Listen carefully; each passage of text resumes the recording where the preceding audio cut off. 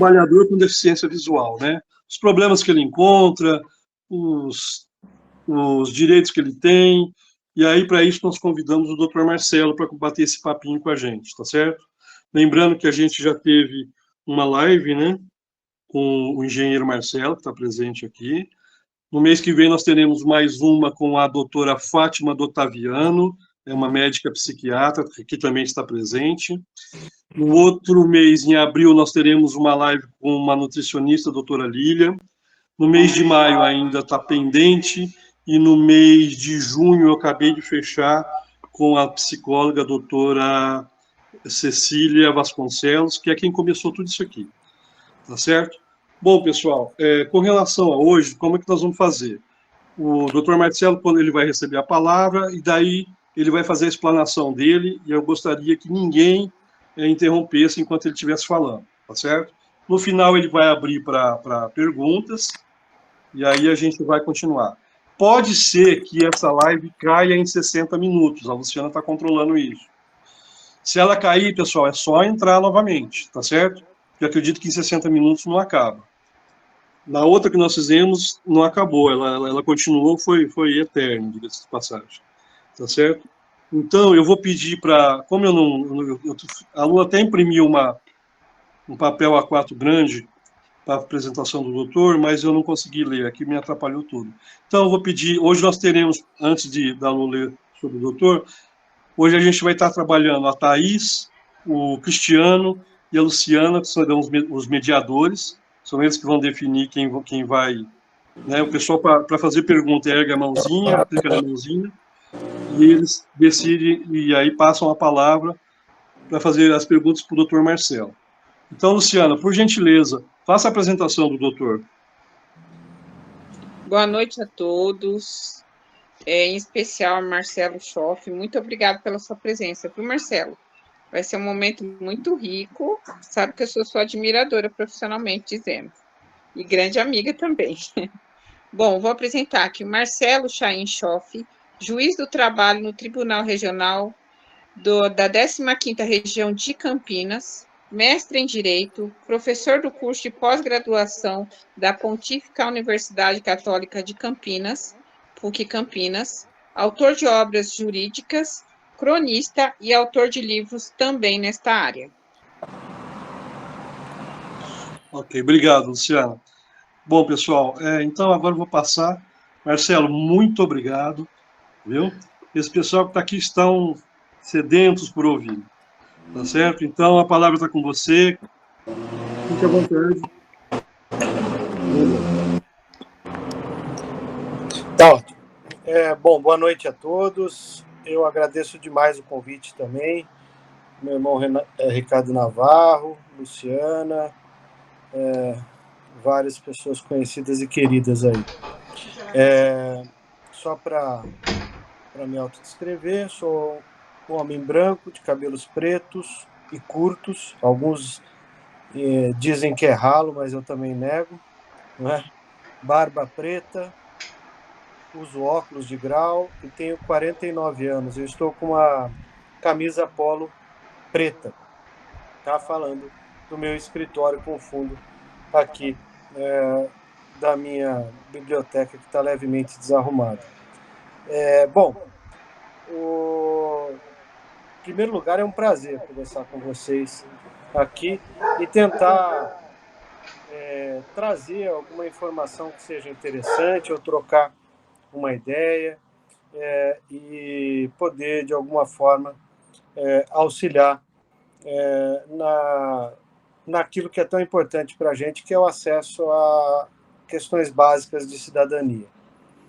Bom, quando a gente fala de legislação relacionadas a pessoas com deficiência, a gente logo é remetido para o Estatuto da Pessoa com Deficiência, que é a Lei 13.146 de 2015. Essa lei, ela foi um grande avanço em várias frentes, né? Seja em relação ao trabalho, acesso ao trabalho, a não discriminação, seja em relação a outras questões como acessibilidade, não discriminação, tratamento com equidade, inclusão social, né? Tudo, atendimento prioritário e prioridades em si, enfim, foi uma legislação muito ampla e que, como todos vocês sabem, foi insuficiente, porque uma lei, ao garantir uma série de direitos para qualquer grupo da sociedade, ela somente tem uma efetividade, uma repercussão concreta quando essa lei ela é cumprida. E, num primeiro momento, o que nós vimos foi algo muito bonito na legislação e de pouca aplicação concreta. Mas o que eu queria mostrar para vocês é que essa legislação ela tem sido cada vez mais exigida na prática, principalmente pelo Ministério Público do Trabalho e por alguns órgãos públicos. Então, essa legislação que a maioria das pessoas, das instituições e das empresas tendem a colocar como algo desejável, mas ainda se posicionam de forma distante para falar assim, eu não vou cumprir, por exemplo, a legislação de cota porque para mim não serve. Bom, qual que é a minha ideia? Eu vou fazer um esboço dos principais direitos garantidos às pessoas com deficiência. Depois, eu vou fazer uma síntese daquilo que tem sido feito para garantir esses direitos na esfera judicial, principalmente.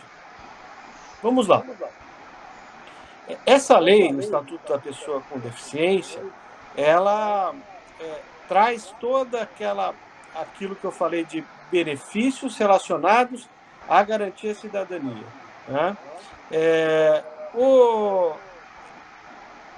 Dentre eles, prioridades em vários aspectos, seja no acesso, seja no atendimento de serviços, seja a prioridade até quando tiver um processo judicial.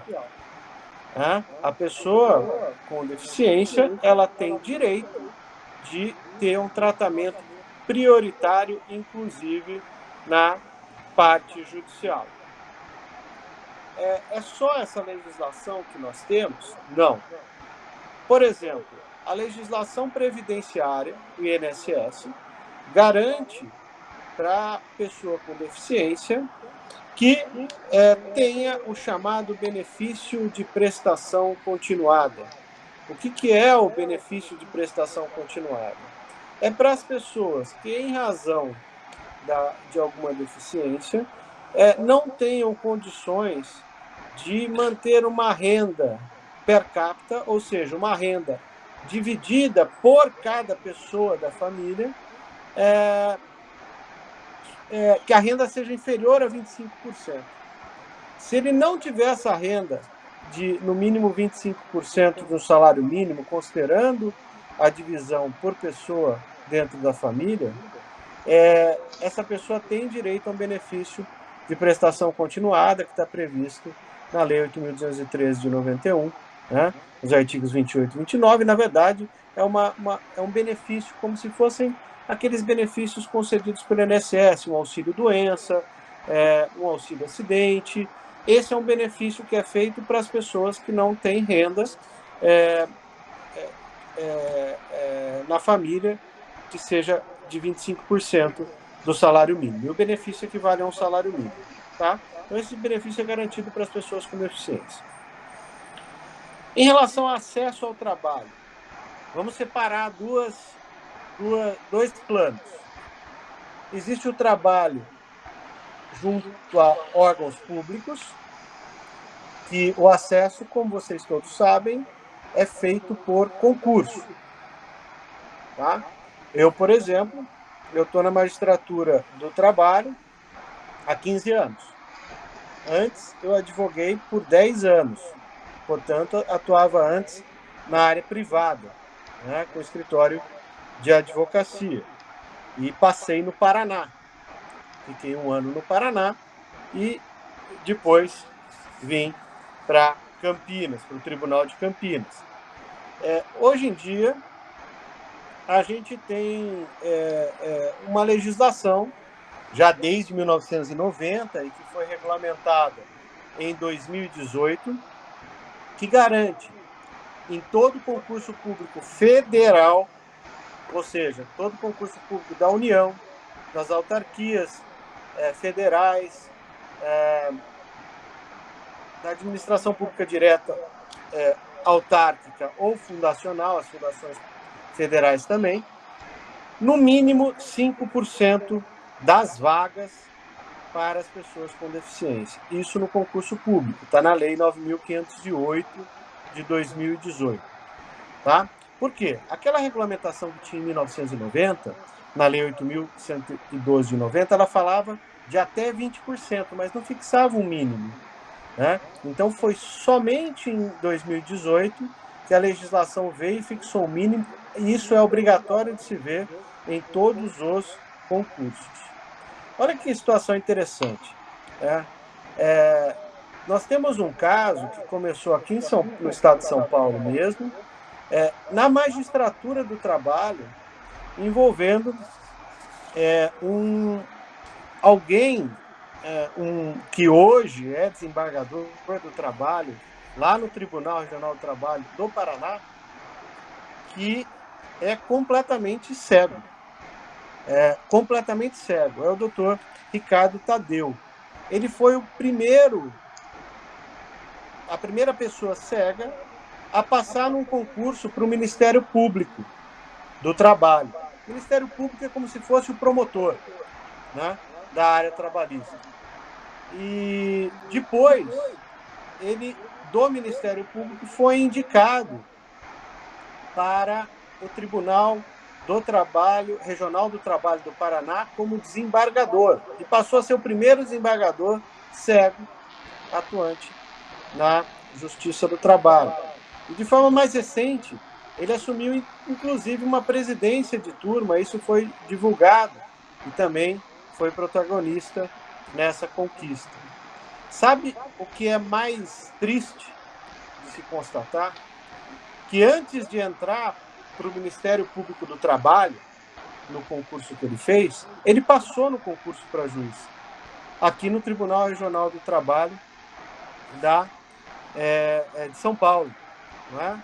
Mas ele não foi autorizado a tomar posse porque ele foi considerado inapto pela falta de visão para o exercício da função.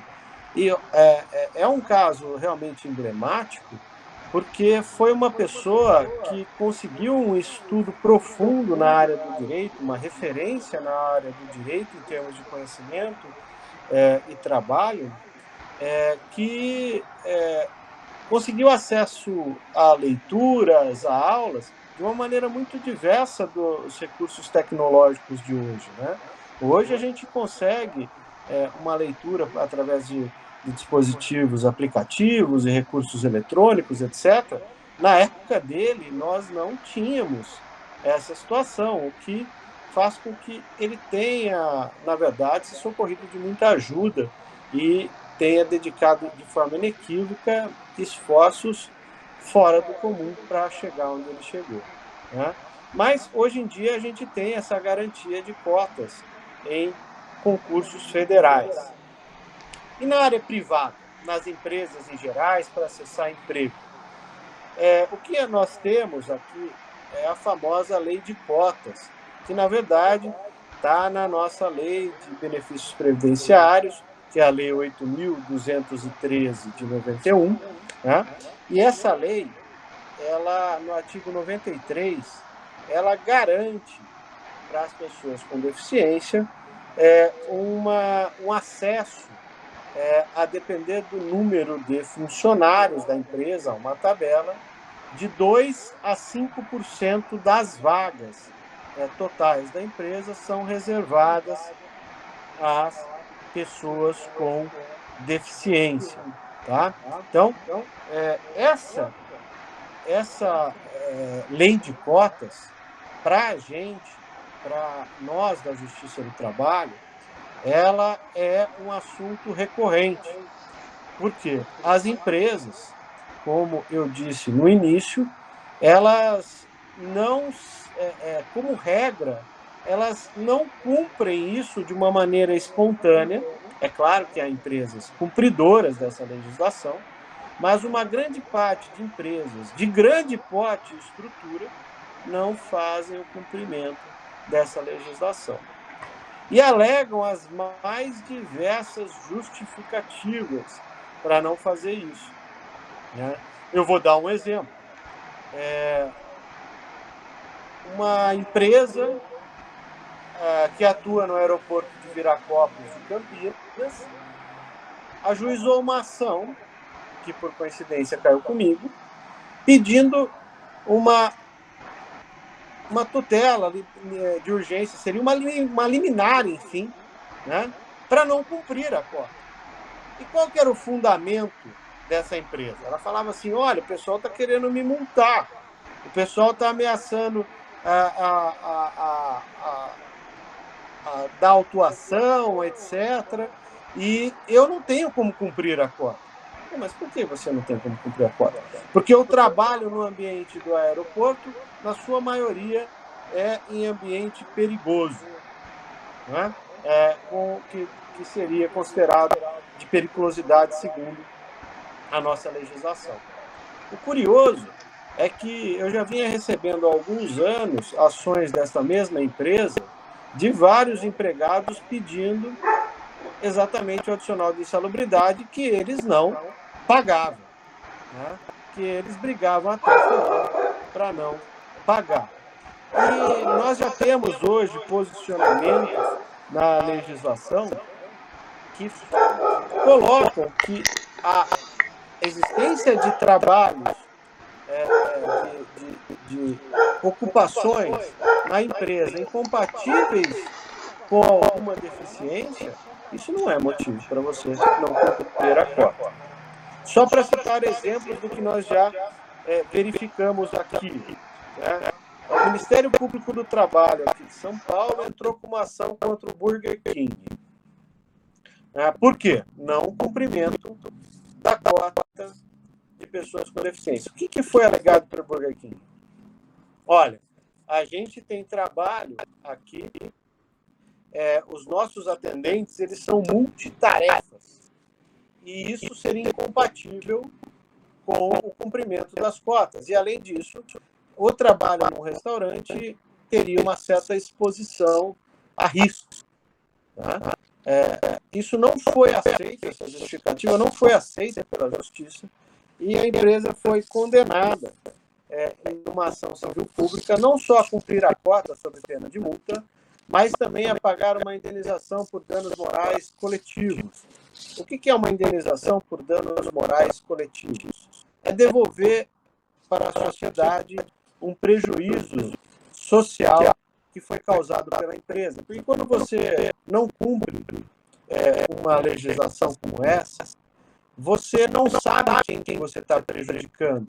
Mas, ao mesmo tempo, a gente tem a certeza que você está prejudicando muita gente que não teve acesso ao emprego, que não teve acesso a essa vaga, a essas cotas, né, com deficiência. Então, como você não sabe quais foram os prejudicados, mas sabe que eles foram vários, eles estão espalhados pela sociedade, a gente tem que dar um jeito de ressarcir a sociedade, sem prejuízo de quem foi discriminado, de quem foi lesado, ter a sua reparação, mas tem que voltar para a sociedade. Então, essas indenizações, por exemplo, se não cumpre a cota de pessoas com deficiência, nós vamos condenar você a pagar uma indenização para uma associação que presta serviços ou que dá capacitação para pessoas com deficiência. Você vai voltar para esse público lesado da maneira mais próxima possível uma indenização.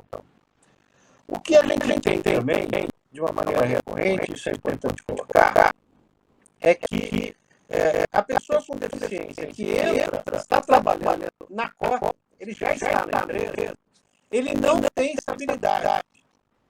Isso é importante, todo mundo confunde. A pessoa com deficiência, estando na cota, reserva cota legal da empresa, ele pode ser dispensado, ele não tem uma estabilidade, uma garantia de emprego pessoal. Mas o que ele tem, então?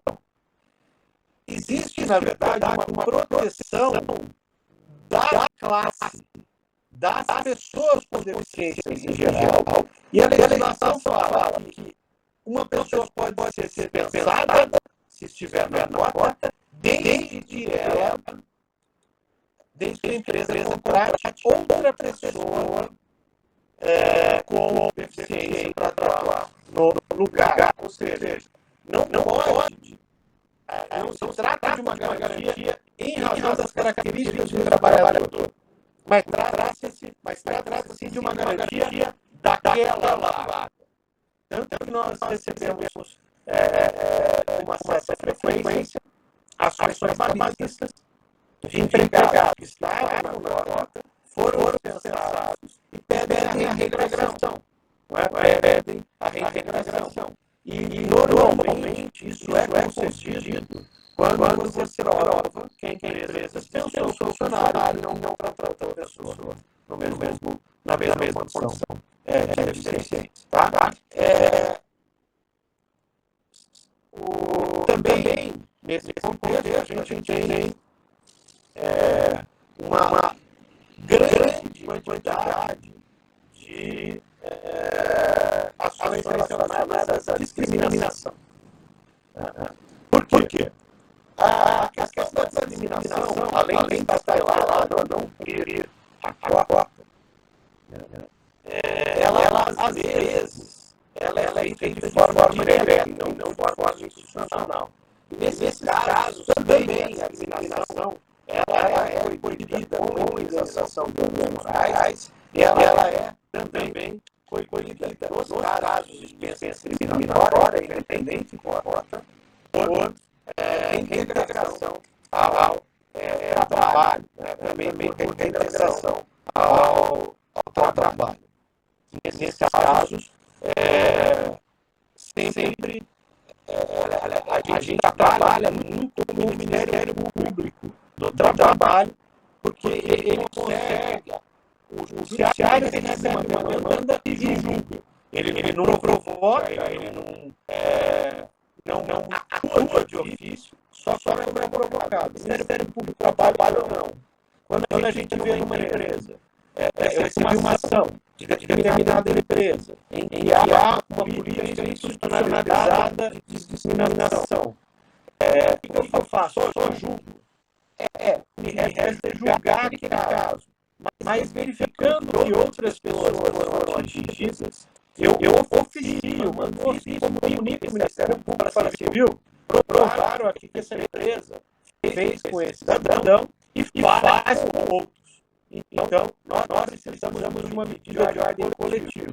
E essas são as mais efetivas.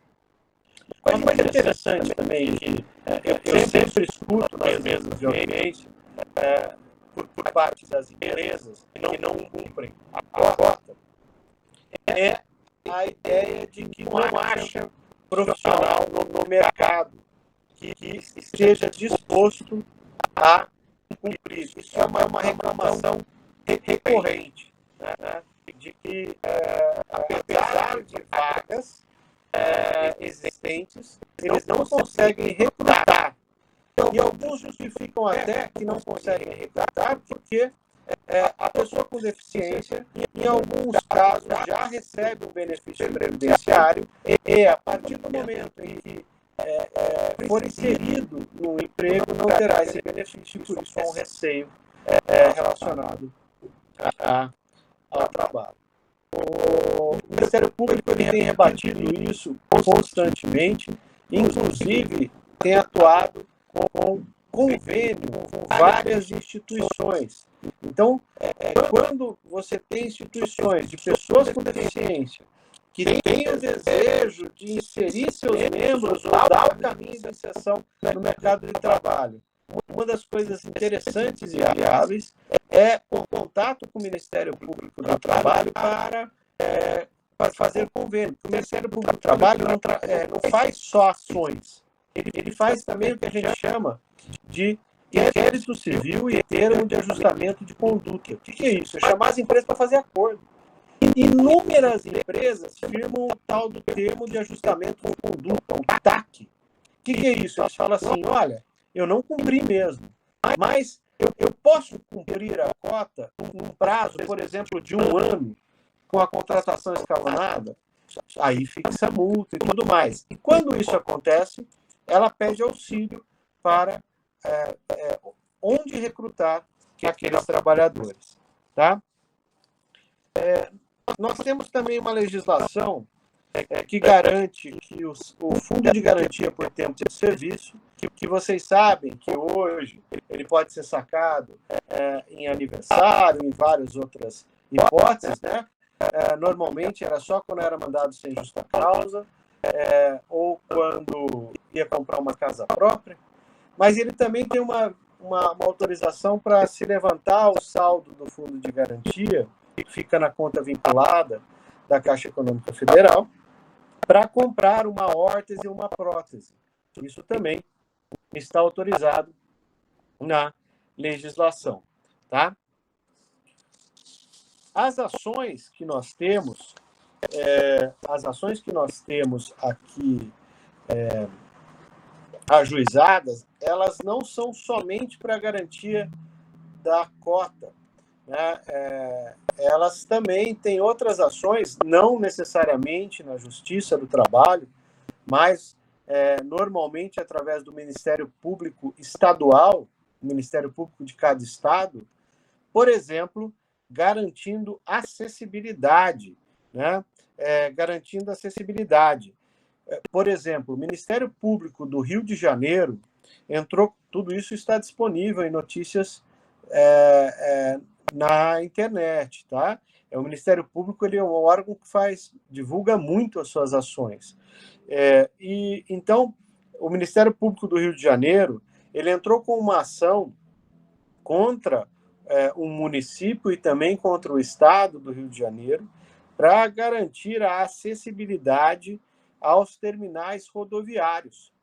Os terminais rodoviários não tinham a acessibilidade adequada e, normalmente, o Ministério Público chama os representantes governamentais para buscar ações e, às vezes, ajustar a conduta através daquele acordo que eu mencionei, o termo de ajustamento de conduta. Quando eles não fazem, acontece o que eu já mencionei, eles ajuizam uma ação civil pública, e foi o que aconteceu lá no Rio de Janeiro, para que se garantisse a acessibilidade. Isso vai ser apreciado pelo Judiciário. Antigamente, não era tão comum a gente determinar, conseguir isso, porque entrava com uma ação dessa e até julgar, depois de vários recursos, demorava muito, e o prejuízo já tinha se concretizado com muita gente, né? E hoje em dia a gente tem usado de uma maneira muito intensa dessas tutelas de urgência, dessas espécies de liminares. Então, a gente manda fazer desde logo. Eu vou dar um exemplo que não tem a ver com pessoa com deficiência, mas é um paralelo. Eu recebi 2 ações, isso há algum tempo atrás, contra os 2 shoppings maiores de Campinas, Iguatemi e Dom Pedro, para garantir local de amamentação para as mulheres que trabalham e frequentam o shopping. Bom, eu, logo que recebi a ação civil pública do Ministério Público do Trabalho, dei a tutela, dei a liminar, e determinei que construíssem imediatamente. Afinal, a gente não está falando de um botequim da esquina, a gente está falando de uma estrutura de shopping que tem dinheiro e e condições de fazer isso, independente de ser obrigado, né? Mas não vai no amor, vai na obrigação. Então, eu dei a tutela para os dois e, infelizmente, nesses dois casos, eles recorreram e conseguiram, junto a tribunais superiores, não atender, não construir isso de imediato. Então, às vezes, as pessoas, você vê grandes instituições gastando mais do que juridicamente pela briga em si do que o que gastariam para garantir direitos básicos e que são tão importantes para a gente. Nós temos vários exemplos, né?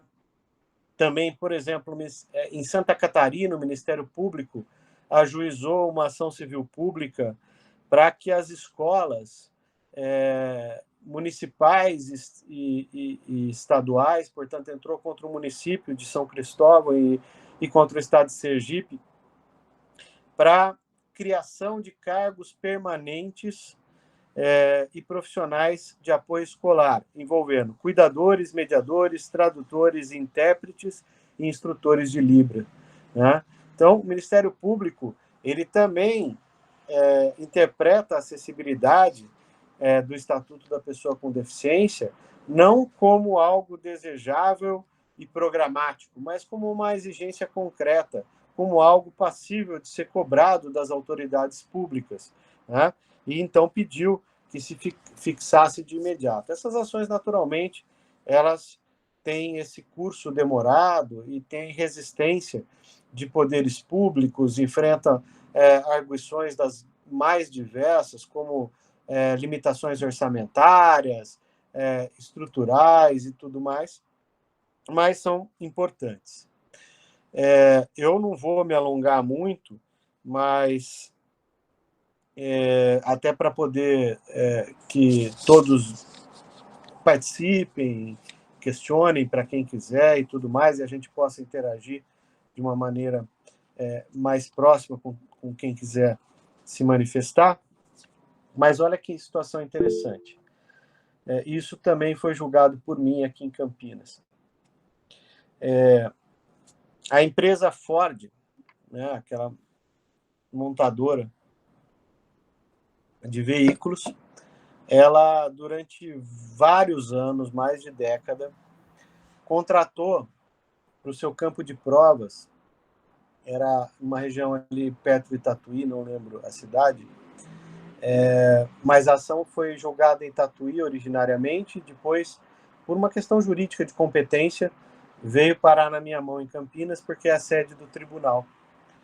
Essa ação foi movida pelo Ministério Público do Trabalho contra a Ford, porque todos os empregados da Ford eram terceirizados. Até aí, a terceirização ela é amplamente admitida. As empresas, hoje em dia, podem se terceirizar qualquer setor. Mas tinha um detalhe aí que era um pouco cruel. A Ford contratou uma associação de valorização das pessoas com deficiência para ser sua terceirizada. E se vocês me perguntarem, então, que tinha uma inclusão de pessoas com deficiências fora de proporção. Não tinha nem a cota, né? A Ford não cumpria nem a cota de pessoas com deficiência, e, na verdade, o que ela fazia era uma situação muito grave de concorrência desleal com as demais empresas, porque uma associação dessa finalidade tem benefícios tributários e previdenciários, ou seja, não recolhe para o INSS, né? Não recolhe para o INSS. Além disso, essa associação não tinha nem lastro financeiro, então não pagava nada, nem de insalubridade, periculosidade para ninguém, né? E tinha um problema que a própria Ford tratava esses trabalhadores como seus empregados. Só era uma empresa formal que foi constituída para valorizar as pessoas com deficiência, mas que na verdade, era um vetor de fraude gigantesco. Só para vocês terem uma ideia de quanto foi o prejuízo acumulado ao longo desses anos para a Previdência Social estimado na ação, passou de 24 milhões de reais o prejuízo aos cofres públicos. Né? Bom, eu julguei esse processo, né? Eu dei uma indenização de danos morais, além de proibir que eles fizessem, a Ford contratasse novamente por essa via de fraude, com multa de 50 mil reais por empregado por dia, né? Eu condenei a empresa, eu condenei a Ford, foi um pouco antes dela sair do Brasil em relação à parte de automóveis, mas não foi por causa de mim, não, tá? Eu condenei numa indenização por dano moral coletivo de 40 milhões de reais. Né? Por quê? Porque o prejuízo suportado pela sociedade com essa fraude, ele passava disso tranquilamente. Mas a gente tinha que fazer algum tipo de ressarcimento. Houve recurso, por óbvio, e no final a Ford fez um acordo junto ao tribunal, na fase recursal, para pagar 10 milhões de reais à sociedade com base nessa ação, sendo que 6 milhões foram em carros, se eu não me engano, em veículos que foram para fiscalização, para estruturação de órgãos públicos, atendimentos de diversas áreas e setores que auxiliavam trabalhadores, e mais o restante em dinheiro distribuído para instituições de auxílio à sociedade, hospitais de referência de trabalhador e etc., que pudessem ressarcir da maneira mais próxima possível de maneira mais próxima possível a sociedade que foi afetada. Enfim, a realidade da justiça do trabalho, ela é essa. A gente atende reclamações individuais das pessoas que invocam a lei de cotas, que se sentem discriminadas, as pessoas que, por qualquer motivo, estão lesadas no seu direito de cidadania, o direito ao trabalho faz parte desse direito de cidadania, e nós recebemos também essas ações coletivas, que são de um porte maior e de uma efetividade também maior em termos de resposta social. Só que não é só na Justiça do Trabalho. Nós temos a Justiça Estadual também atuando muito forte nessa área. Teríamos vários exemplos para citar, mas eu acho que basicamente seria isso, e eu me coloco à disposição para conversar com vocês da forma como quiserem e naquilo que eu souber, naturalmente, tá bom? Muito obrigado novamente. Doutor Marcelo, muito obrigado, viu? Muito, muito interessante, muito bom. Esse pessoal que está aqui, Marcelo, a grande maioria, que me chamou... Bom, eu acho que eu já te falei isso, mas quero falar de público. O que me chamou muita atenção não são pessoas que, porque têm uma deficiência, estão querendo se esconder atrás de uma aposentadoria. Não, a luta deles é pelo trabalho. Isso foi a coisa que mais me chamou a atenção. Então, por isso que você foi convidado, por isso que você veio, eu acho que valeu muito a pena.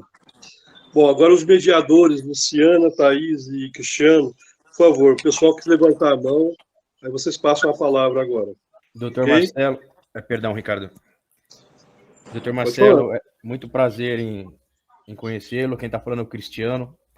Eu, junto com o Ricardo, com a Thaís, a gente criou, né, essa ideia de unir essas pessoas que precisam de orientação, né, para se recolocar no mercado, ou até para que possamos viver melhor, né, porque já vivemos com a deficiência, né, e ainda mais com as dificuldades sociais.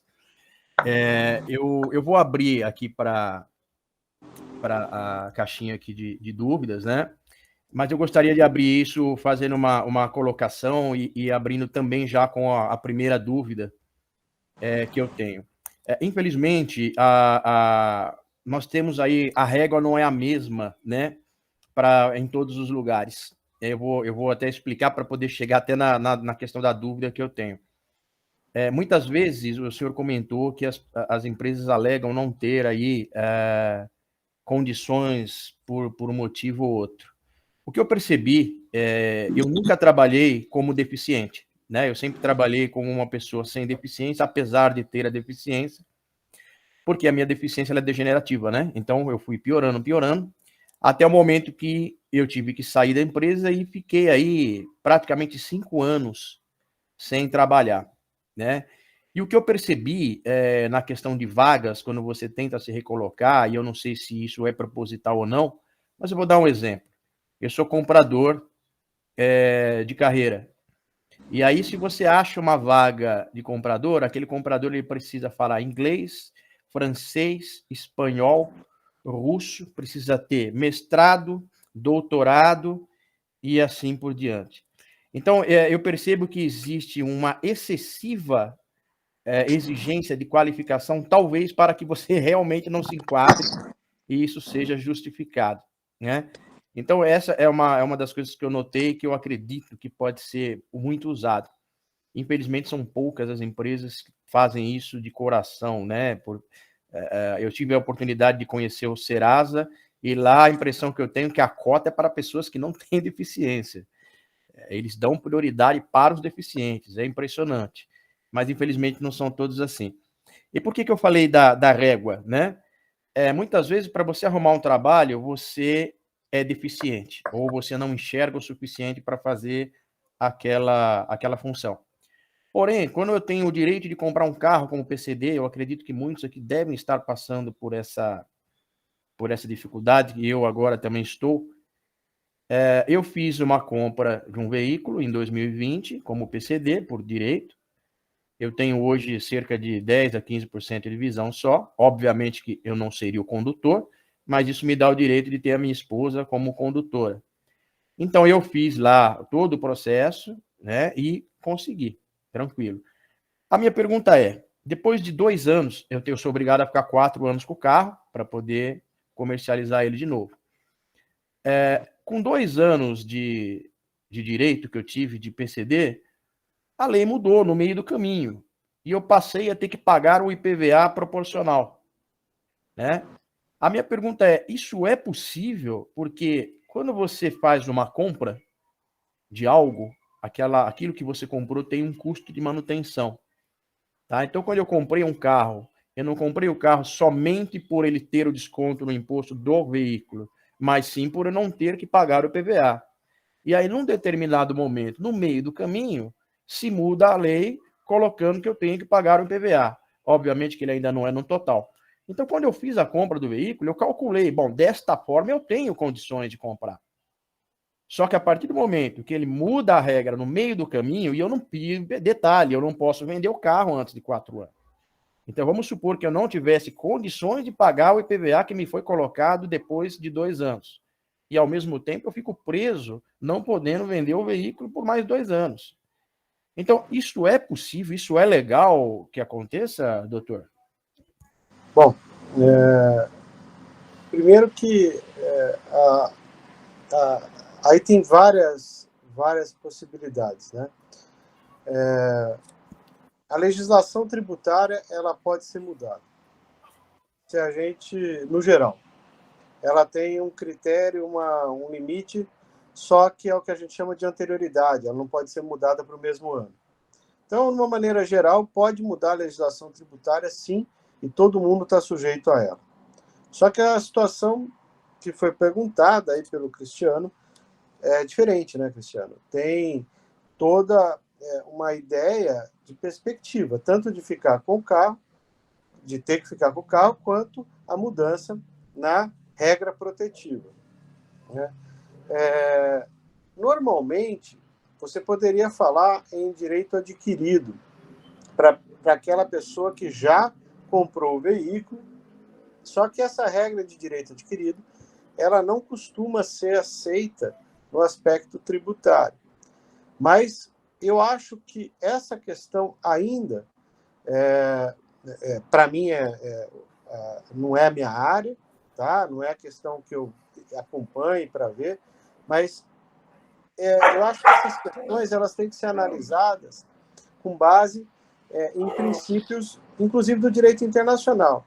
E os princípios que vigoram, principalmente quando a gente trata de ações afirmativas, de inclusão, de tutela de grupos especiais para o bem da sociedade, a gente está falando num princípio que se chama de a proibição de retrocesso social.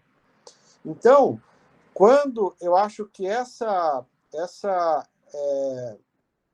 situação que está sendo colocada, ela pode ser discutida, eu acho que deve ser discutida, tem vários argumentos para ser colocados para além do direito adquirido e para além de uma mera alteração tributária. Só que essas discussões, elas, como regra, têm mais efetividade quando feitas para questionar a legislação que foi alterada por legitimados coletivos. Por que eu estou falando isso? Por associações. Uma coisa é você entrar com uma ação para buscar individualmente a manutenção do benefício para o seu caso.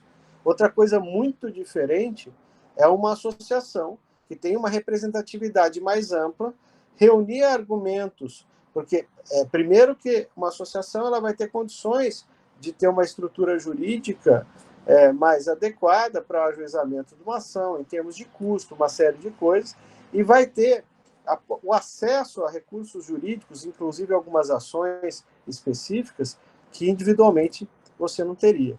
Então, eu acho que essa discussão dessa alteração é possível, né? Mas uma questão a ser que comporta alguns entendimentos. Não é algo tão tranquilo de falar, é raro. Isso não se pode cravar. Mas, com certeza, tem argumentos para se buscar. Não só a inconstitucionalidade, em alguns aspectos, por exemplo, em relação à redução da tutela das pessoas com deficiência, ou, às vezes, até, a depender do estudo, que a gente chama de controle de convencionalidade, porque as regras de tutela de pessoas com deficiência estão baseadas em convenções internacionais que foram ratificadas pelo Brasil e que têm uma força que a gente chama de supralegal. Ela está entre a legislação que a gente conhece e a Constituição Federal. E aí tem um controle de convencionalidade também que pode ser feito. Então, tem várias frentes, mas eu acredito que o melhor caminho é o pedido por associações, por instituições de âmbito preferencialmente nacional ou com uma penetração um pouco maior. Tá legal, muito obrigado, viu, doutor? Eu vou passar agora a quem levantou a mão, vou seguir a ordem aqui, foi o Marcelo Nogueira. Por favor, Marcelo, fique à vontade. Doutor Schoff, tudo bem? Tudo bem, Marcelo? Tudo jóia. Bom, no último encontro que nós tivemos aí, tive o prazer de ser convidado aí pelo Ricardo, pelo pessoal, eu e o Humberto Moraes, houve um questionamento aqui, principalmente em relação aos deficientes visuais, né? Em relação ao piso tátil, né? A gente está vendo aí que a Campos Sales, o centro da cidade todo, está sendo trocado o calçamento, estão colocando piso direcional, piso tátil, e agora acabamos de receber uma notícia de primeira mão aí que mudou a norma de piso tátil agora, a 16.537, mudou agora em 2024, e o piso intertravado, que está sendo usado na calçada do centro, ela já não é permitida em função de ter rugosidades, né? Mas, enfim, surgiu um outro questionamento. Por que os shopping centers não têm piso direcional e piso tátil? Tem piso tátil, assim, na entrada da escada rolante, né? Mas o piso direcional não existe.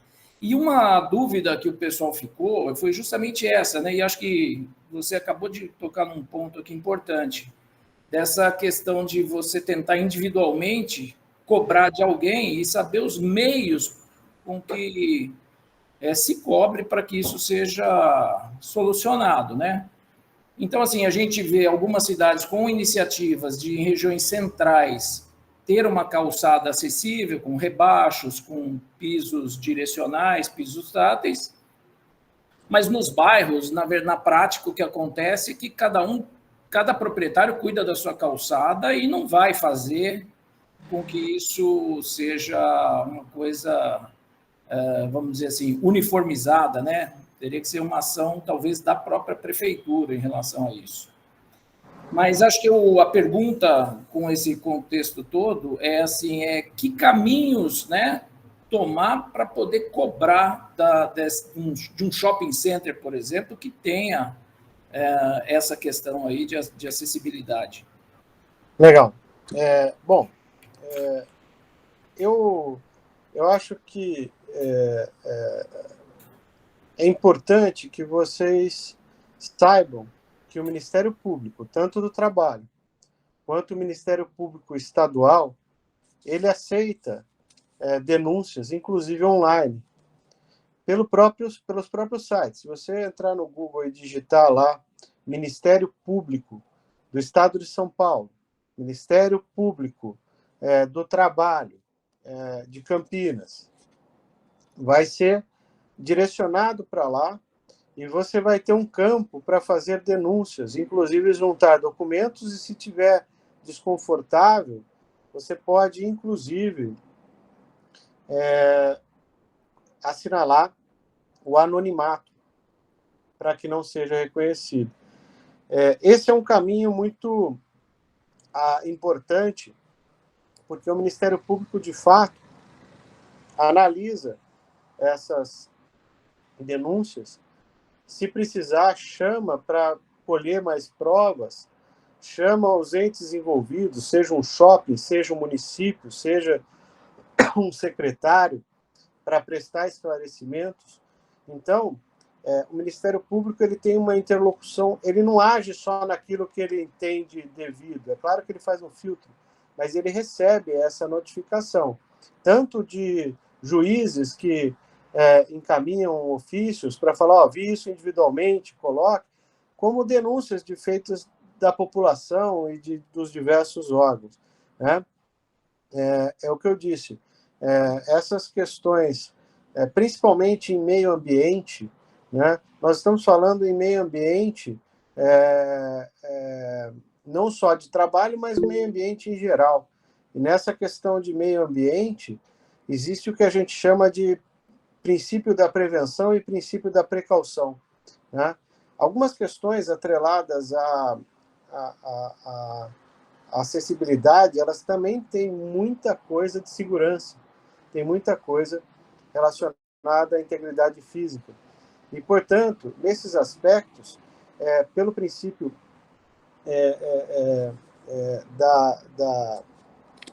da precaução, você está obrigado a fazer tudo que está a seu alcance e não apenas aquilo que é obrigação legal. Você não precisa cumprir tabela, ao contrário, você tem uma obrigação de fazer além. Então, nós temos fundamentos para exigir, porque normalmente um shopping, por exemplo, ou eles falam, eu fiz o básico, não tem isso que me obrigue de forma específica, etc. E a gente tem argumentos jurídicos para colocar. Então, a resposta mais, acho que direcionada à pergunta o caminho mais comum é o Ministério Público, e todos aqui têm acesso a fazer denúncia. O segundo caminho são as associações, né? Tem associações de tutela de diversas ordens, e essas associações, se você participa, é mais fácil, mas de qualquer forma você pode encaminhar, né? Às vezes o problema está relacionado a algo de consumidor, falta de acessibilidade a alguma empresa, e você, como deficiente, você está na posição de um cidadão que é consumidor. Então, as associações de defesa do consumidor também têm interesse nessa tutela e podem tomar as medidas. Então, o caminho mais natural é o Ministério Público, né? Outros caminhos são as associações e o próprio pedido individual, quando é necessário. Tá, joia, muito obrigado. Bom, agora o Charles está na sequência. Charles, fique à vontade. Opa, beleza. Boa noite. Vou fazer Oi. rapidinho minha autodescrição aqui. Sou um homem branco, tenho cabelos castanhos claros, curtos, olhos castanhos claros, estou de camisa branca e o fundo aqui é meu sofá. Falar... são duas dúvidas, uma um pouco bem curtinha, eu acredito, outra um pouco mais complexa. Eu vou começar pela mais complexa. É assim, eu tenho dúvida nessa relação de vagas, assim. O senhor falou que sempre que é aberta uma vaga, no caso, se a empresa desligar a pessoa sair, tem que ser reposta por uma outra pessoa com deficiência. Aí minha dúvida é a seguinte, assim, a empresa vai lá e abre a vaga para eu como analista júnior. Aí, por uma eventual promoção, eu sou promovido para um cargo acima, como analista pleno. Aí eu queria saber o que acontece nessa situação, se eu for desligado ou então se eu, por um acaso, sair da empresa, como é que fica? A empresa vai ter que repor aquela vaga que ela abriu de analista júnior e também vai ter que repor uma nova vaga para um analista pleno ou não? Ali, o que existe é uma proteção da cota e do acesso ao trabalho, né? A cota e o acesso ao trabalho. Não há uma proteção por cargo, não há um engessamento da empresa. Ou seja, se você for analista pleno, você pode ser dispensado. Eles podem colocar uma pessoa sem deficiência como analista pleno e contratar no lugar da cota um analista júnior. Essa situação não há problema. O que pode acontecer eventualmente é que esta dispensa, esta troca, ela tenha um caráter discriminatório pessoal, tá? Ou seja, a ideia da empresa seria eliminar pessoas com deficiência que cheguem até determinado. Vamos imaginar que seja essa a questão. Então, o que você consegue é a reintegração ou uma indenização, mas por outros fundamentos, tá? A legislação, ela fala exatamente nesses termos aqui, vou até ler, tá? A dispensa da pessoa com deficiência ou beneficiário reabilitado perante a Previdência Social, etc., somente poderão ocorrer após a contratação de outro trabalhador com deficiência ou beneficiário reabilitado perante a Previdência Social. Perceba que não fala em nenhum momento no mesmo cargo, na mesma função. Isso não é critério. Pode ser qualquer um. Pode sair um gerente e contratar o porteiro, assim como pode sair o porteiro e contratar um gerente que, para efeito de cumprir a cota, isso será válido. Ah, sim. E a outra dúvida é se tem um valor mínimo e máximo do valor da multa assim, que a empresa paga por, tá faltando 10 pessoas para cumprir a cota. Então, se tem um valor mínimo ou um máximo de para cada pessoa que faltar, vai pagar X valor. Não, não tem isso. O que existe é uma penalidade administrativa. Essa multa, ela é aplicada pela fiscalização do trabalho, tá? E essa multa, ela é tarifada. Eu realmente não sei quanto que é o valor que eles aplicam hoje, tá? Mas nós temos um grande problema. Já faz um tempo, né? Que principalmente nos últimos anos, o nosso governo federal ele teve uma política contrária à contratação de funcionários públicos. O que isso quer dizer? Que a fiscalização do trabalho e a fiscalização em geral, inclusive dessas regras, ela foi sucateada. A gente praticamente não tem pessoas para fazer essa fiscalização. Eu recebia, no início da minha carreira, uma série de ações discutindo multas aplicadas pela legislação do trabalho, aplicadas pelo fiscal do trabalho, pelo auditor fiscal do trabalho. Nos últimos, talvez, 5, 7 anos, eu não lembro de ter recebido uma ação sequer para anular a multa. Então, apesar de existir essa multa administrativa, nós temos um problema muito sério de estrutura de fiscalização. O que não quer dizer que a hora que cobrem isso, Aí a multa na justiça é diferente. A hora que alguém vem e fala assim, ele não cumpre a cota, o que eu faço? Eu determino, dou um prazo, que não está na lei, mas está na minha cabeça, por uma questão de razoabilidade, bom senso, e eu fixo um prazo para cumprir a cota sob pena de multa diária. Aí essa multa eu vou fixar de acordo com o porte da empresa. Se for uma empresa multinacional gigantesca que não cumpre por uma questão de comodidade, de não querer ter gasto ou não querer mudar seus fluxos de contratação, não querer mudar a estrutura ou o que quer que seja, aí você já tem que pesar um pouquinho a mão para poder não valer a pena. Então, às vezes eu fixo multa de uma grande empresa de R$10.000 por dia, por empregado. Às vezes, em uma empresa menor, eu posso verificar diferente.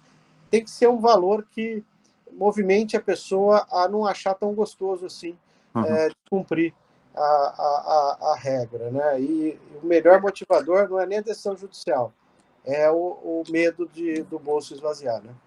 Assim, obrigado.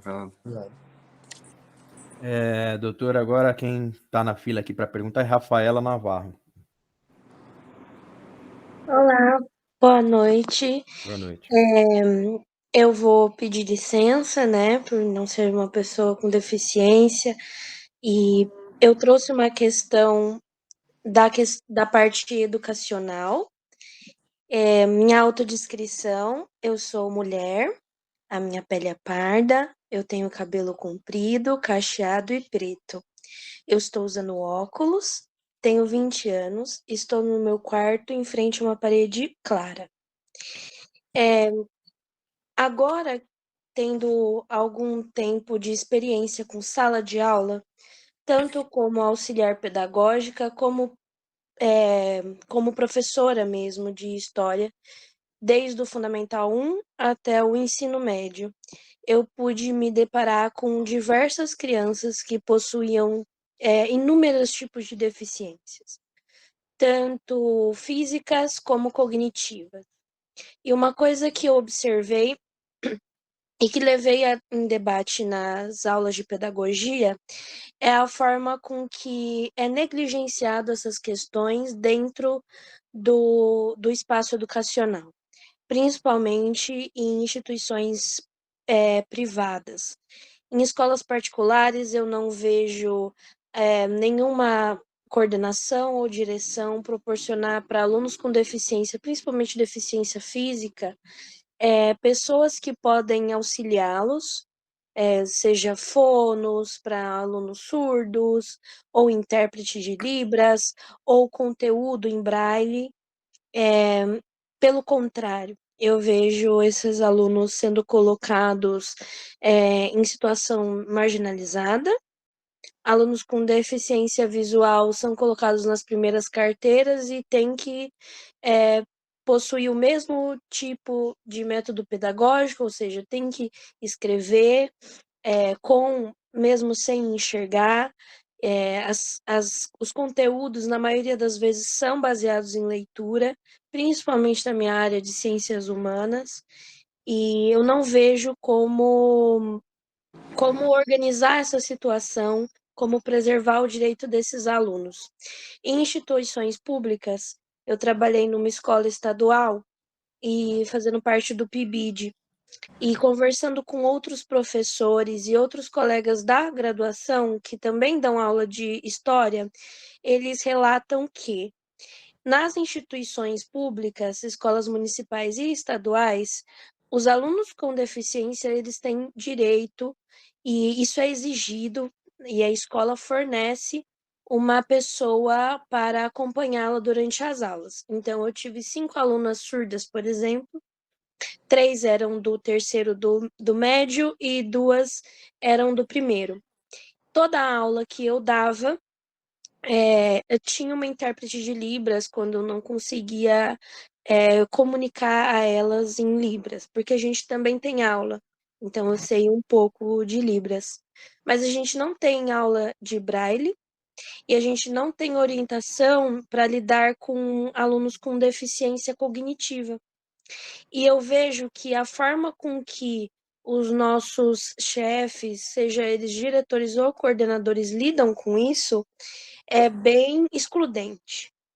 Eu, inclusive, conversando com a minha professora de pedagogia, ela disse que já foi demitida de um trabalho em uma escola particular por ir falar com a direção a respeito de 2 alunos dela que eram cegos e que ela não conseguia colocar para ele um conteúdo em braille. Ela exigiu que tivesse livros e apostilas, né, dessa forma para ele, e ela foi demitida. Tanto que ela processou e tudo mais, porque esse tipo de situação é muito errada. E eu queria saber de uma orientação, porque a gente fica se sentindo muito mal, porque eu acho que o papel do professor é entrar na sala e sair com a consciência de que passou aquele conteúdo, principalmente falando de crianças. Elas precisam ter acesso à educação e essa educação forma profissionais. Esse atraso que essas crianças com deficiência têm é muito alarmante. Eu gostaria de saber onde eu posso procurar o direito delas para poder reivindicar com diretores e orientadores de escolas. Porque eu vejo que aonde tem o maior acompanhamento mesmo são nas escolas públicas. Bom, Rafa, em primeiro lugar, é sempre muito bom te ver e falar com você.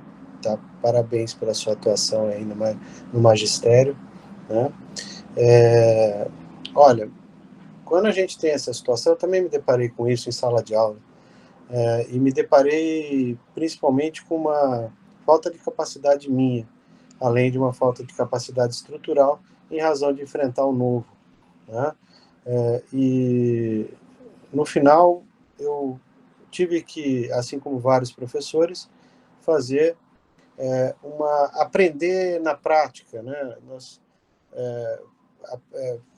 tentamos solucionar o que não tinha estrutura para ser solucionado, devia ter, através de mudanças nossas, o que devia ser bastante diferente.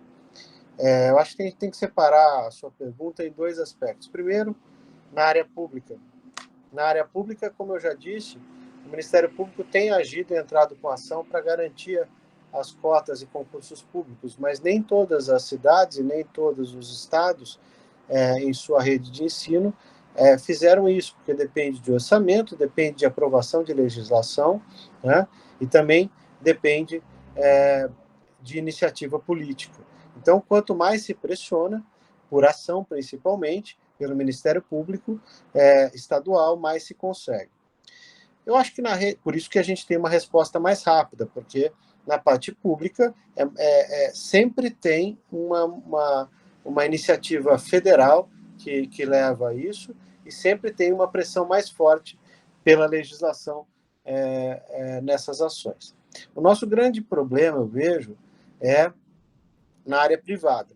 Por quê? Na área privada, o que se tem, principalmente na nossa sociedade hoje, ela é uma sociedade de cunho absolutamente capitalista e também a nossa mentalidade social hoje dominante é ultraliberal. Né? Você pode ver que existe uma tendência muito grande em se tirar a proteção do Estado. É como se fosse deixar cada um se virando, porque é todo mundo adulto, todo mundo... Isso é uma besteira, né? Hoje em dia você tem, por exemplo, na minha área, trabalhadores que são completamente desprotegidos, né? Como trabalhadores no Uber ou por plataforma, que esses trabalhadores não acabam sem direito nenhum, inclusive sem cobertura previdenciária. E cada vez mais se coloca a ideia de, olha, sai o Estado, deixa, é particular. Você não é empresário, você não paga as contas do empresário, então você não pode colocar. Isso não é verdade. Desde o Código Civil de 2002, a propriedade, ela cada vez mais têm uma função social. Os contratos, inclusive o contrato de ensino, tem que atender uma função social. E as empresas, elas têm uma finalidade social que é absolutamente indissociável. Isso quer dizer o quê? Que você pode, sim, exigir dessas empresas o cumprimento de legislação de acessibilidade, porque elas não estão fora ou desoneradas de cumprir uma legislação como a nossa lei, o Estatuto da Pessoa com Deficiência. Né? Agora, como fazer isso? Como eu disse, em casos individuais, a ação individual é sempre possível pela pessoa lesada, pela pessoa interessada. Seja o professor em relação à sua atuação, e aí na Justiça do Trabalho, seja em relação à pessoa com deficiência, em relação à sua condição de consumidora ou de estudante, como quer que possa ser enquadrado. Tá? Mais uma vez, essas ações que o Ministério Público entra, elas não são prerrogativas só do Ministério Público. Olha só, sabe quem pode entrar com uma ação civil pública, além do Ministério Público? Federal, do trabalho, estadual, as associações constituídas há mais de um ano, desde que seja na tutela dos interesses específicos dos seus associados. Por isso que eu falo da importância das associações. Eu citei um exemplo, uma associação de valorização das pessoas com deficiência que foi usado por mal, né? Que foi usado de uma maneira para fraudar em benefício de uma grande instituição financeira, um grande conglomerado financeiro. Agora, uma associação que reúna pessoas com deficiência, uma associação de alunos, uma associação de professores, ou uma associação simplesmente de pessoas com deficiência em determinada localidade, ela, constituída há mais de um ano, ela pode tranquilamente ajuizar ações civis públicas, pedindo tudo isso que nós estamos falando para uma coletividade de empregados, buscando ações para exigir o cumprimento de cotas, exigir questões de acessibilidade, exigir contratações auxiliares para viabilizar o acesso ao ensino. Isso tudo pode ser viabilizado. E as associações talvez tenham mais proximidade e mais propriedade para essa reivindicação que pode ser feita através de ação judicial. Normalmente é feita através de ação judicial. Perfeito. Muito obrigada. Agora o nosso colega Humberto está na fila para falar. Humberto, fique à vontade. Boa noite a todos, eu sou Humberto Moraes, aqui de Campinas mesmo, eu tenho 59 anos, eu sou engenheiro, sou amigo do Marcelo Nogueira também. Doutor Marcelo, eu atuo na área de acessibilidade arquitetônica. E quando você tocou no assunto sobre possíveis convênios com o Ministério Público Estadual, me chamou a atenção, porque eu jamais imaginaria qualquer coisa desse tipo. Que eu, como profissional liberal, ou a empresa que eu trabalho, pudesse ter tido algum tipo de convênio. Então, eu gostaria que você me explicasse um pouquinho mais como isso poderia acontecer.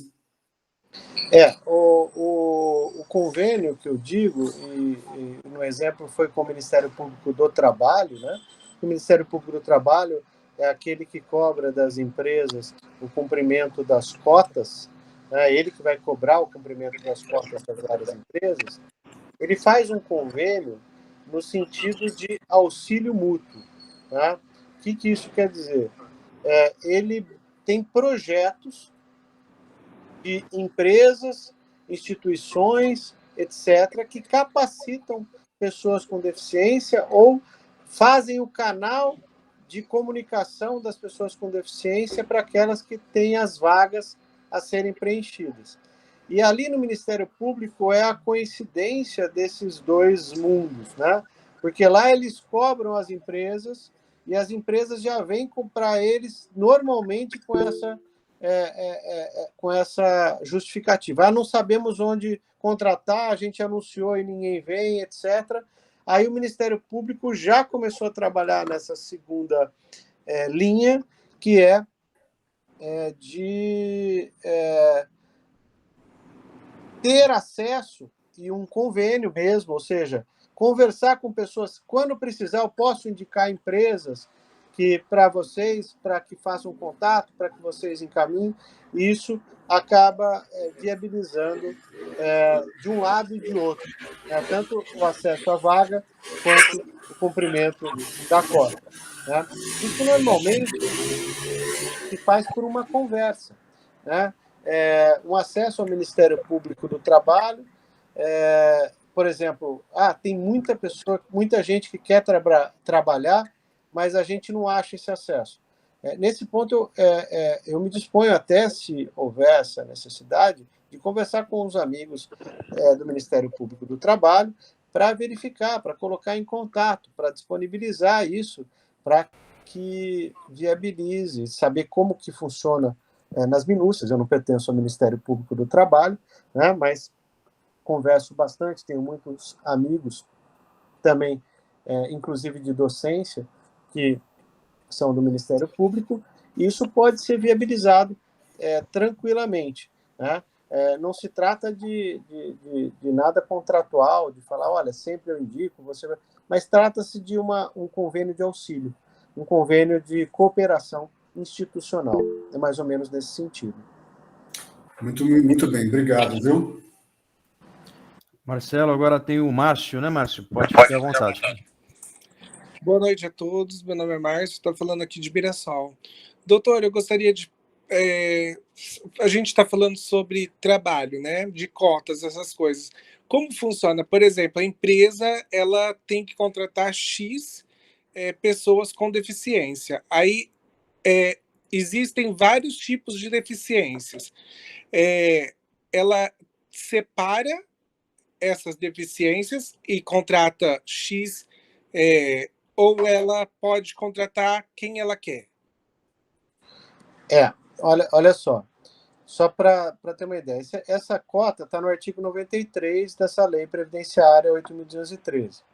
Então, primeiro, nas empresas com até 200 empregados, né, o mínimo a partir de 100 e até 200 empregados, ela tem que reservar 2% das vagas. De 201 a 500, 3%, 501 a 1.000, 4% das vagas, e 1.001 em diante, 5% das vagas para as pessoas com deficiência.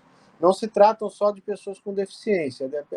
As pessoas com deficiência são aquelas enquadradas na legislação. Por exemplo, o Estatuto da Pessoa com Deficiência, ela tem a classificação de quem é considerado uma pessoa com deficiência. E isso é tido como, ali na legislação, como um impedimento de longo prazo, tem que ser de longo prazo para caracterizar a pessoa com deficiência nos termos da legislação, para algumas questões de sensibilidade, questões funcionais, etc. Então, essa que é a questão. Primeiro, existe alguma escolha? Tem que ter uma multiplicidade em relação às classificações de deficiência nesse quadro? Não tem nenhuma obrigação nesse sentido. O que existe é o preenchimento com pessoas com deficiência, sim, enquadradas na legislação. Outro detalhe, não é só de pessoas com deficiência. Pode ser pessoas com deficiência ou pessoas reabilitadas perante a Previdência Social. Às vezes, a pessoa está afastada pela Previdência Social e acontece de o INSS dar uma alta, mas para reabilitação. A pessoa não está bem para trabalhar, não está no 100% de antes, ainda tem uma redução da sua capacidade laborativa, mas o INSS tem, dentro dessa reabilitação, a ideia de que a reinserção no mercado de trabalho é uma das coisas que são boas para retomada da vida profissional da pessoa. Então, e aí, essa classificação de quem é reabilitado pelo INSS, ela é previdenciária, ou seja, o INSS que vai falar quem é reabilitado ou não para cumprir essas vagas. Então, respondendo de uma maneira direta, não tem nenhuma obrigação relacionada ao tipo, espécie, classificação de deficiência. Basta que seja deficiente nos termos da legislação. Cristiano, só um minutinho agora, por gentileza. Eu estou verificando aqui, existem duas pessoas que querem falar, o Pedro Marcelino e mais uma moça que eu Luana. não consigo ler o nome. Luana. Então é o seguinte, em virtude do adiantado da hora e em respeito ao doutor, vamos, o Pedro Marcelino e a Luana vão fazer as perguntas dele e aí a gente encerra. Pode ser assim? Pode, para mim tudo bem. Então vamos lá. Ver quem é o primeiro. É o Pedro. Vai lá, Marcelino. Boa noite, doutor Marcelo. Parabéns aí pela palestra. Temas abordados importantíssimos. Doutor, como juiz do trabalho, já deve ter pego muitas situações, né, em reclamações trabalhistas envolvendo o constrangimento, onde alguém coloca apelido na outra pessoa, entre os próprios colegas de trabalho, coloca apelido em outras pessoas, como aquele apelido como fator de uma deficiência física, né? E isso daí hoje, né, nós temos, além da injúria racial, injúria racial não, o crime de injúria, que é você apontar pejorativamente um defeito físico da pessoa, né? Nós temos também a Lei Brasileira de Inclusão, que prevê essa discriminação, essa lei é de 2015, ela prevê essa discriminação com relação ao deficiente. Então, nesse âmbito entre colegas de trabalho, a minha pergunta para o doutor é a seguinte, a situação da penalidade no âmbito da Justiça do Trabalho, ela vai para o empregador. Me parece que não recai sobre aquela pessoa que tratou com preconceito, com injúria, alguma coisa assim. Eu estou certo ou tem alguma penalidade para o colega de trabalho, no âmbito trabalhista? Isso é bem interessante, é uma questão, primeiro, comum, não é? Cada vez mais tem sido combatido e responsabilizado o empregador e, às vezes, outras pessoas por essas questões do meio ambiente de trabalho. Apelido e brincadeiras que já foram muito comuns no passado não são mais toleradas e nem devem, por uma questão pura e simplesmente de consciência e respeito, né? Então, nessas questões de apelido que a gente vê, a empresa normalmente lava as mãos falando que ela não tem o que fazer, porque o pessoal ali põe apelido no outro, conversa, quem que vai controlar isso? Primeiro lugar, a responsabilidade da empresa pelo ato do seu empregado no trabalho, ela é objetiva, eu não preciso nem provar a culpa, né? Então, o que quer dizer? Se seu empregado está trabalhando ali e no meio do trabalho ele começa a tratar alguém de uma forma ofensiva, constrangedora, isso pode até configurar um assédio moral, né? Mas vamos imaginar um superior hierárquico, ou mesmo um colega de trabalho, a responsabilidade do empregador é direta. Ele não adianta nem falar assim, eu não sabia, eu não vi, porque a responsabilidade é direta. E, em alguns casos, é possível também demandar diretamente a pessoa, e, no meu entendimento, pode ser feito na Justiça do Trabalho. Mas não é comum, as pessoas não optam por isso, então a gente não tem com tanta frequência. A pessoa prefere demandar a empresa, por quê? Até na hora de fixar uma indenização por danos morais, quando você tiver uma pessoa no polo passivo, fala assim, ele me ofendeu, é o João. Aí você arbitra pensando na capacidade do João. Agora imagina se ele fala, olha, ele me ofendeu, e é a empresa X, vou chutar nada, uma Coca-Cola da vida aí, uma empresa de fabricante de cerveja, uma multinacional. Não é diferente o parâmetro do arbitramento? Então, os advogados, acredito que por isso, optam por não colocar a pessoa para que o juiz não foque a indenização na capacidade disso. Apesar disso, é muito comum e tem sido cada vez mais as empresas que são condenadas por atos de seus gestores, principalmente dos seus empregados, Depois de condenada, elas entram com ação regressiva contra o empregado. Então, imagina, ela foi condenada a pagar R$30 mil de indenização por danos morais, porque o empregado era tratado de forma discriminatória, era motivo de chacota, com apelidos constrangedores em razão de qualquer deficiência, etc. E há uma condenação, vamos chutar de R$30 mil. Depois de resolvido isso e paga a condenação, a empresa pega e entra contra o funcionário, falando assim, olha, eu nunca tolerei isso, eu respondi porque eu respondo independente de culpa pela lei, né?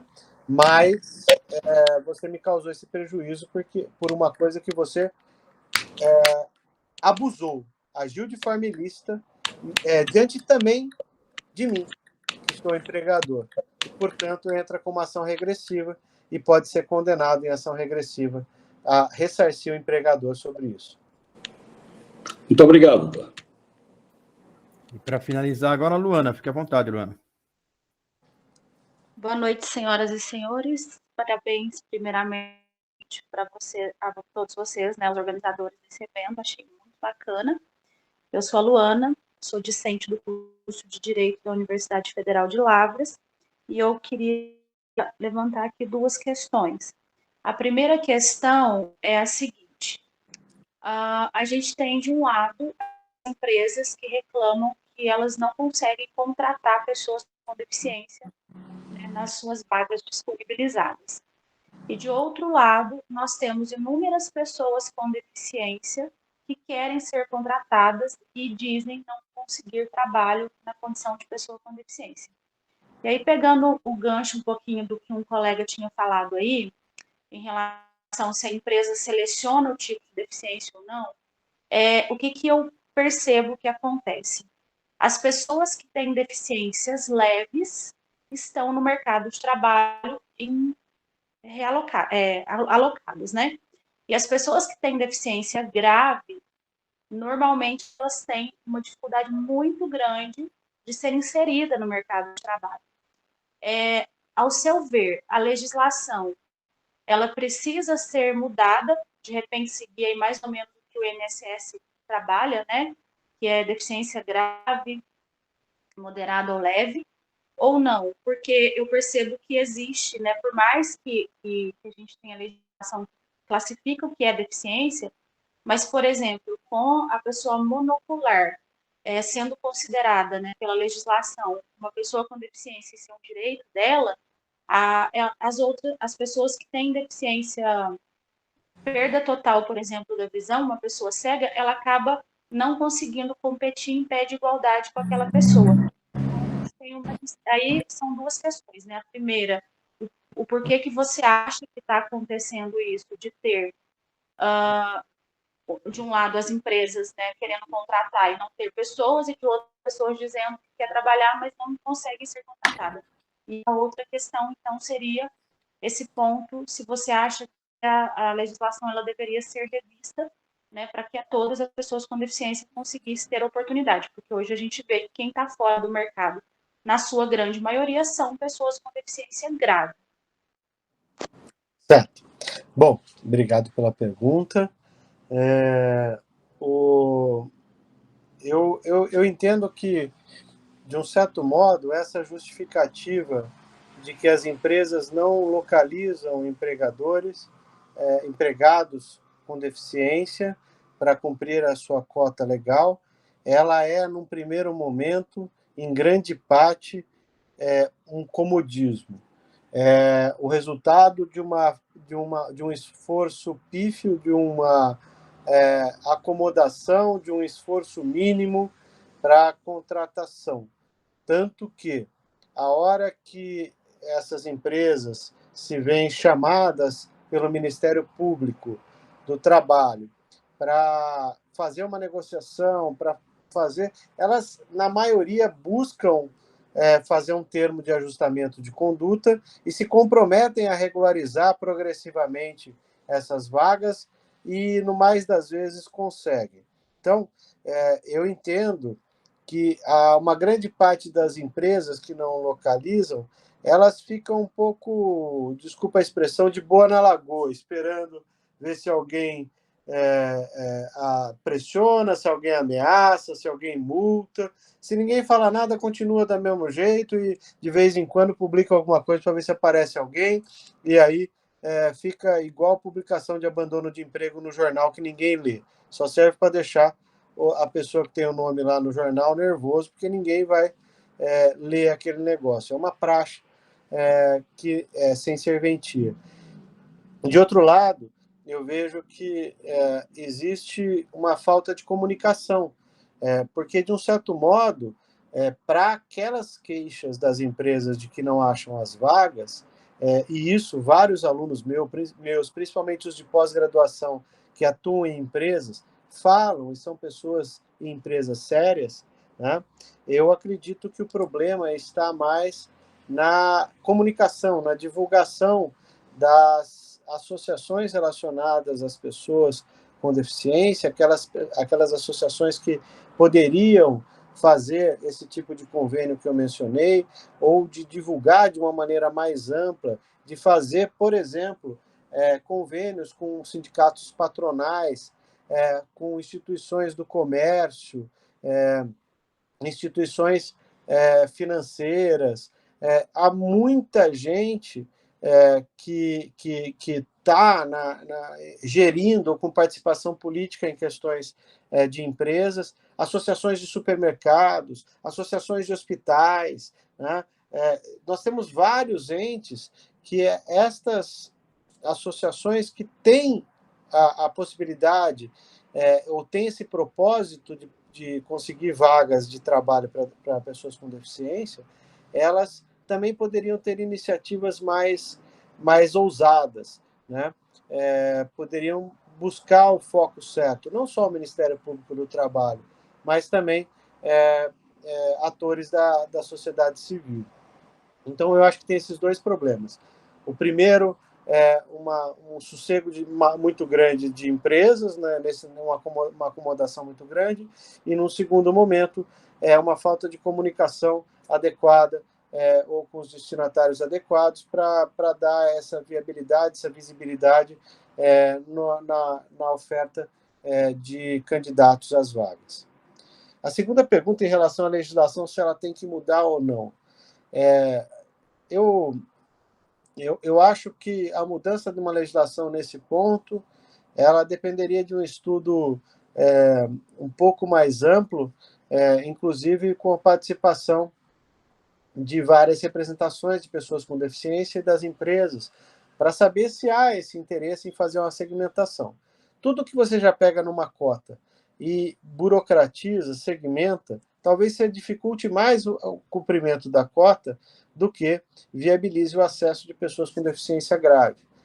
Talvez, para mim, sem descartar qualquer possibilidade de alteração legislativa, desde que bem fundamentada e estruturada para evitar o efeito adverso, o efeito colateral, para mim, o que se tem que aplicar é a legislação.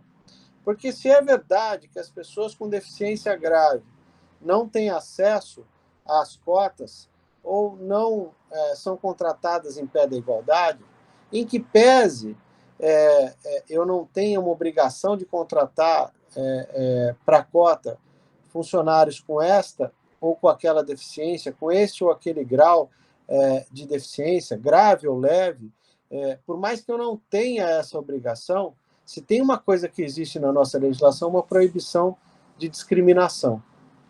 E a discriminação, ela pode ser, inclusive, na seleção feita para cumprimento das cotas. Por exemplo, se você tiver condições de comprovar que determinada empresa, reiteradamente, pretere pessoas com deficiência grave da sua cota, sendo que essas pessoas teriam plena capacidade para cumprir as vagas que estão ali disponibilizadas, isso pode ser caracterizado como uma prática discriminatória e pode autorizar demandas de ordem coletiva do Ministério Público. O grande problema da discriminação é a prova, porque a discriminação, como vocês sabem, ela normalmente não é explícita, Ninguém fala assim, olha, contratamos pessoas com deficiência, mas não com deficiência grave. Ninguém publica assim. Ninguém chega numa entrevista de emprego e fala, você pode ir embora que você tem deficiência grave, ficam os que têm deficiência leve. Ninguém é explícito a esse ponto. Então, o grande desafio nessas questões envolvendo discriminação é a prova, né? Mas, ao mesmo tempo que nós temos esse desafio, a gente tem mecanismos jurídicos, e aí, como eu estou falando com uma colega, né, do direito, eu acho que a gente já pode entender que é possível, numa ação dessa, deslocar o ônus da prova para a empresa, porque ela tem maiores condições de justificar por que contratou as pessoas assim ou por que preteriu as pessoas assado, né? Então, é mais fácil de fazer a prova. Vou dar um exemplo, que é para mostrar essa dificuldade aí num outro campo. Um hotel na Bahia tinha... um hotel na Bahia, ele contratava no seu quadro de funcionários 80% de brancos, né? E aí houve um ajuizamento de uma denúncia e uma ação pelo Ministério Público do Trabalho falando que tinha uma discriminação em razão disso. Ele falou, não discriminei, simplesmente foi essa a seleção. Só que a empresa esqueceu, acho que ela estava na Bahia, onde a maioria da população é negra ou descendente, né? Então, é praticamente impossível numa seleção não discriminatória que se tivesse isso. A empresa foi condenada. E perceba que a prova ela não foi feita porque ela é impossível, o que a gente chama de prova diabólica, né? É impossível de você provar o que está na mente do gestor, da política que ele está, porque ele não explicita. Então, a gente usa das características gerais, como nesse caso, de uma estatística populacional e de uma realidade do mercado para falar que nem diz o outro no popular, algo de errado não está certo, né? Você está dando uma nota fora aí, e essa nota fora se chama discriminação. E aí foi corrigido isso também por condenação e depois por acordo feito com o Ministério Público. Eu acho que, num primeiro momento, se há isso, as pessoas devem começar a se preocupar em angariar provas, né? A não se sentirem isoladas, porque a reiteração de atos é que comprova a discriminação nesses aspectos de seleção para o trabalho. Mas a prova é difícil, tá? Ok, pessoal. Então, vamos encerrar. Antes de encerrar, eu quero informar que o nosso bate-papo foi gravado. O meu genro, o Diego, ele gravou. Então, amanhã já vai estar disponível. Quem quiser, é só me passar um WhatsApp que eu encaminho a filmagem. Quero agradecer a todos que trabalharam, né? O Cristiano, a Luciana, a Thaís e o Diego, e em especial o Dr. Marcelo. Quero agradecer a todos que disponibilizaram um tempinho para vir aqui hoje. Eu acho que o nosso objetivo foi atingido. Dr. Marcelo, muito obrigado, de coração. E mês que vem, pessoal, a doutora Fátima também que está presente, muito obrigado pela presença, doutora. Mês que vem é a senhora, ok? Então, Marcelo, muito obrigado a todos, uma boa noite. Fiquem todos com Deus e até mais. Obrigado, foi um prazer, estou sempre à disposição. Obrigado, boa noite. Boa noite, galera. Boa noite. Valeu, valeu, um abraço, Navarro. Abraço. Valeu, tchau, tchau.